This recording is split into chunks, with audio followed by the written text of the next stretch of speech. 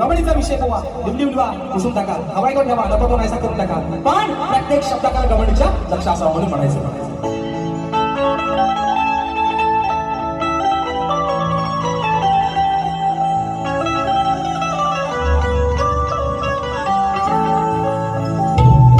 सांगते ही राधा आज कानावर बोलावं बरं अरे सांगते ही राधा आज कान्हा बोलावं बरं गुपित तुझ्या जन्माच मला सांगावं खरं अशी घोर चर्चा काना झाली होती घरोघर मग अचानक गोकुळात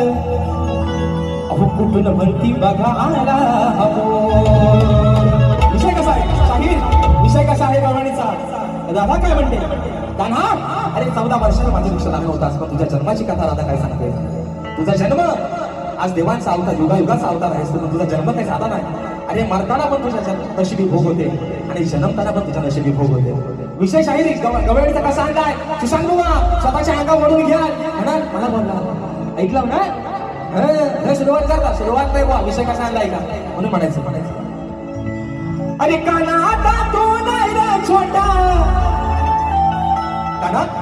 आता काय तू छोटा नाहीस तू लय मोठा झाला आहेस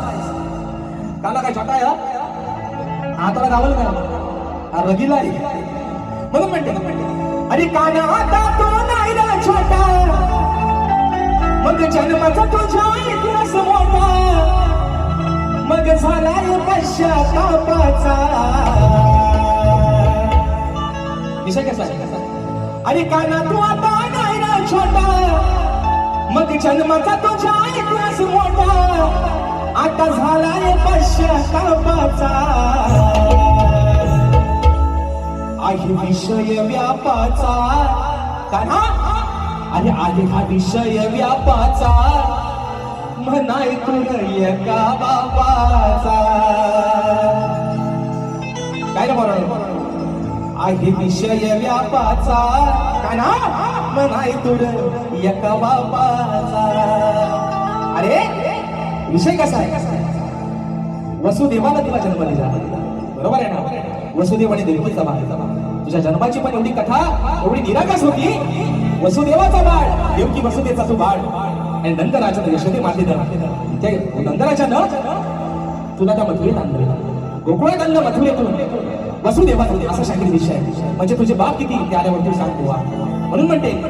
काना तू छोटा मग जन्माचा तुझ्या इतिहास मोठा काना आता तो नाही रे छोटा जन्माचा तुझ्या इतिहास मोठा अरे झालाय पश्चातापाचा